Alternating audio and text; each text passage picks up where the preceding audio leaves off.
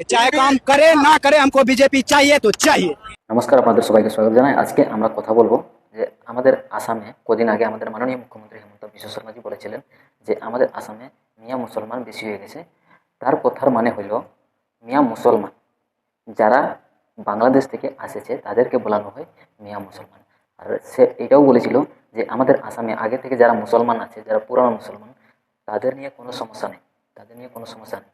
যারা বাংলাদেশ থেকে আসে আছে তাদেরকে বলানো হয় মিয়া মুসলমান, আর তাদেরকে ভাগানোর জন্য প্রয়াস করছে আমাদের মাননীয় মুখ্যমন্ত্রী হেমন্ত বিশ্ব শর্মাজি।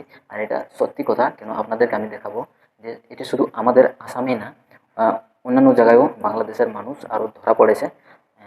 ব্যাঙ্গালোর, কেরালা, তামিলনাড়ু, হায়দ্রাবাদ, অনেক অনেক জায়গায় বাংলাদেশের মানুষ প্রচুর এদিকে ওদিকে মানে অনেক অনেক জায়গায় মানে ধরা পড়েছে বাংলাদেশের মানুষ। আমি আপনাদেরকে কয়েকটা ভিডিও ক্লিপ দেখাচ্ছি যাতে বাংলাদেশের মানুষ ব্যাঙ্গালোরে কিভাবে থাকছে। তাদের সামনে ভারতের কোনো ডকুমেন্ট নেই, আর যত ডকুমেন্ট চেক করে গেছে, চেক করার পরে যত ডকুমেন্ট আছে সব বাংলাদেশের ডকুমেন্ট। আর বাংলাদেশের সব কিছু ডকুমেন্ট আছে, তার মধ্যে আধার কার্ড, इंडिया आधार कार्ड আছে। সেটা কি করে হলো? मॉल इंडिया में, बेंगलुरु में भी ज्यादा है। कितना है बेंगलुरु में? बेंगलुरु में कम से कम 1 लाख 2 लाख ऐसे फुल होता है। आधार कार्ड है, भारत का कुछ भी आईडी कार्ड है नहीं, भारत का कुछ भी आईडी कार्ड नहीं, आधार कार्ड नहीं।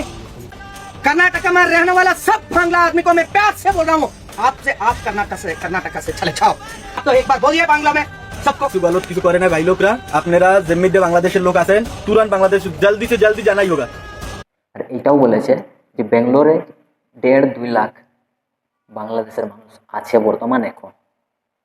তো বেঙ্গালোরে যদি 1.5-2 লাখ মুসলমান হয়ে বাংলাদেশি, পুরো ভারতবর্ষে কতটা হবে?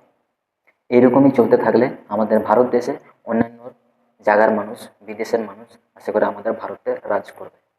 তার মানে আমাদের হেমন্ত মামা যা করছে ঠিক করছে, ভালো করছে। আজকের আমার ভিডিওটা ভালো লাগলে অবশ্যই লাইক করবে, চ্যানেল নতুন হয়ে থাকলে সাবস্ক্রাইব করবে।